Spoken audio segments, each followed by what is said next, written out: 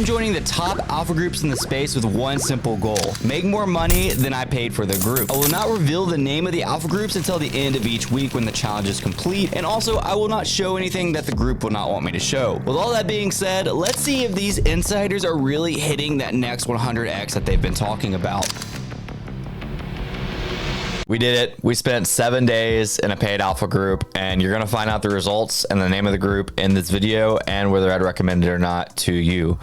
We're going to go over our trades last night. It was the third night in a row that we were profitable, why we were profitable, and overall just the experience of the group. If you're ever wondering if you think it's worth the risk of spending money on a private group, whether you think you're going to get your value back or not, this video is for you. Not many trades last night, but here's a couple and some interesting ones. This one was Pepe going off of Moodang.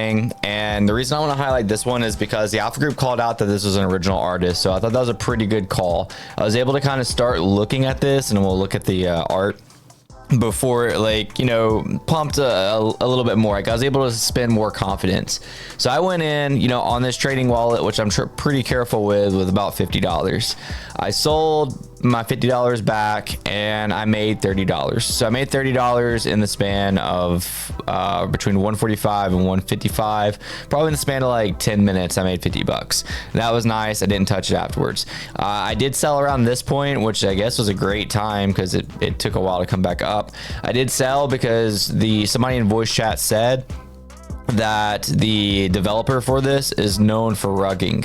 That's kind of why you saw this dip that kept dipping, and as of right now, I mean, it's pretty much, I mean, it's still at 100k, but it's pretty dead.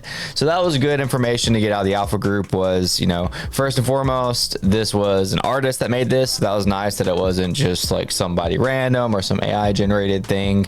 And then the fact that the developer was a known rugger kind of let me know my exit. So honestly, I credit the alpha group to this trade, even though it might have only been 30 bucks. It was still 30 bucks in a couple, like, you know, 10 or 15 minutes, and they made this really easy. I'm using BullX here, by the way. BullX referral is in all of my videos. I do get something for referring you. It's like a kickback off of transaction fees, so just making that clear. But this actually is my favorite platform to use. I recommend it, and if you use my link, you get a discount on fees, so it actually helps you as well.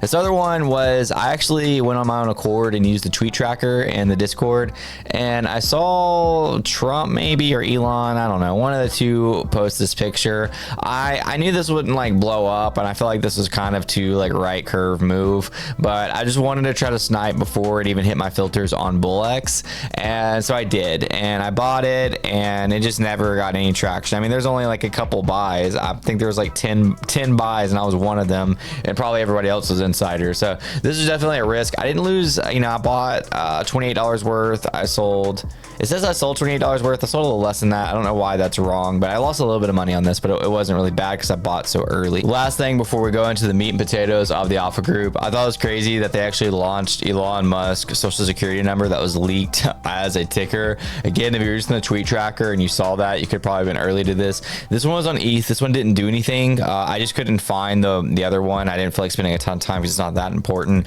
But this is an example of how the most random things can run. It went from 0 to 250k market cap almost immediately. Now it's really hard to get your transaction through, but I was sidelined on this. I actually left for like 10 minutes, came back, and this happened. So all that being said, let's talk about the meat and potatoes of this challenge. Feel free just to enjoy watching the trades last night as I talk about some of the pros and cons of this group.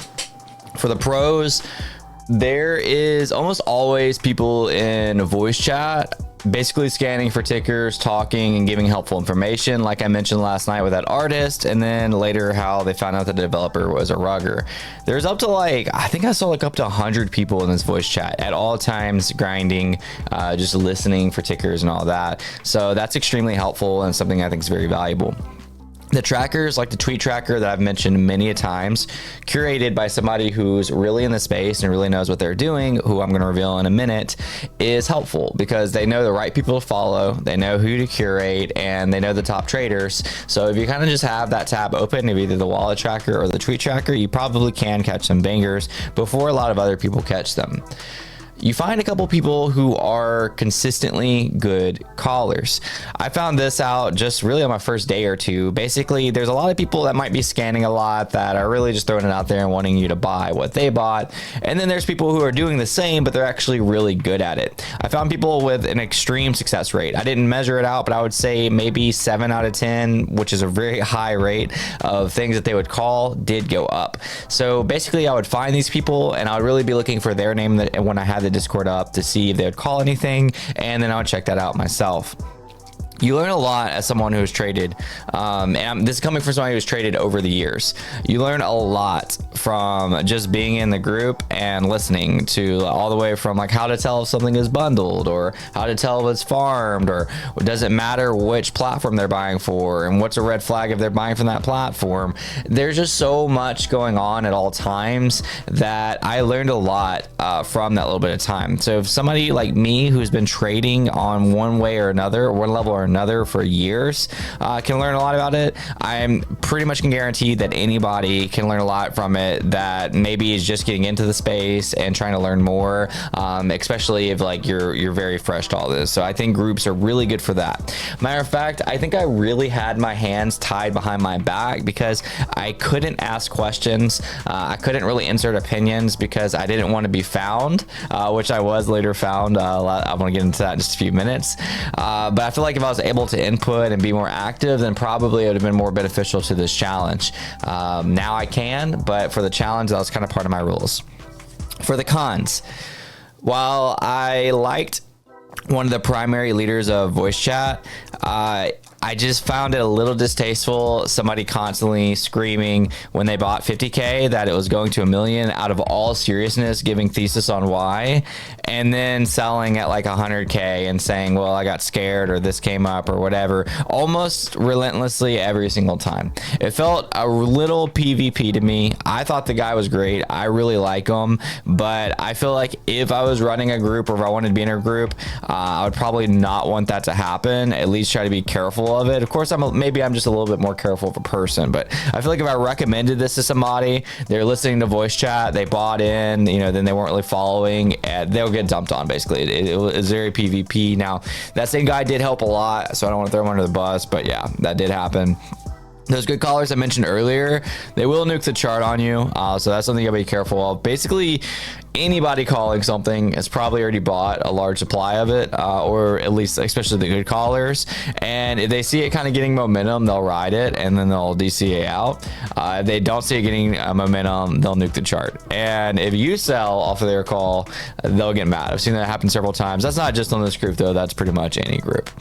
And lastly, this is something that's happened with pretty much every group I've ever been a part of, but they're still insiders on insiders, and it's almost unavoidable because there's a certain level that you cannot disclose, but there are certain things that were like, oh, that would have been nice to know. So I'm in voice chat last night, actually looking at the Mupepe, whatever art that we were looking at earlier, and when I was talking about how it was an original artist and we all bought and played that volume, it wasn't until after he sold that the leader of voice chat was like, oh yeah, this is a known rugger. I was told this a couple of minutes ago by somebody else in the group. I'm like, why was that not just put in the group for everybody to see before like the chart started nuking? If it was one of the main people in the group that found that out. So just little things like that, that's like, come on now, like why don't you help out the whole group? And I get there's gonna be so much PvP within the group. So those are like the pros and cons. A lot of those are more for alpha groups. Some of them are specific to this one, but let's look at the profit and loss for the week, see if we completed the challenge and made our money back, and see if I recommend this group to anybody else, and of course reveal the group. A great reveal. I am down 13% for the week. My win rate is a 21%, which actually isn't bad, and so I'm down $37 for the week. I'm actually down substantially more than that off of other wallets, but this is the wallet that I credit to the challenge because this is the one I really tried to make every play based off of the group. With that being said, it's more than just the group caring for you. It's about you, right? The group gives you the tools, the resources, everything you need to try to succeed. It's up to you whether you're going to succeed or not. I had a good streak going these last 3 days. I feel like I was really figuring out the group. I mean, these last few days, if it gave me 24 hours, I profited every single day. I was down substantially. I was probably down like 90%. And I brought that all the way back to 13%. I feel like you give me one more week in this group, I would be in profit. I think I got it figured out, and I hope that throughout this challenge, I kind of showed you how I think I got it figured out. So would I recommend the group, and what is the group? The group is Potion. The group is by Orangey. He's getting big on YouTube, honestly.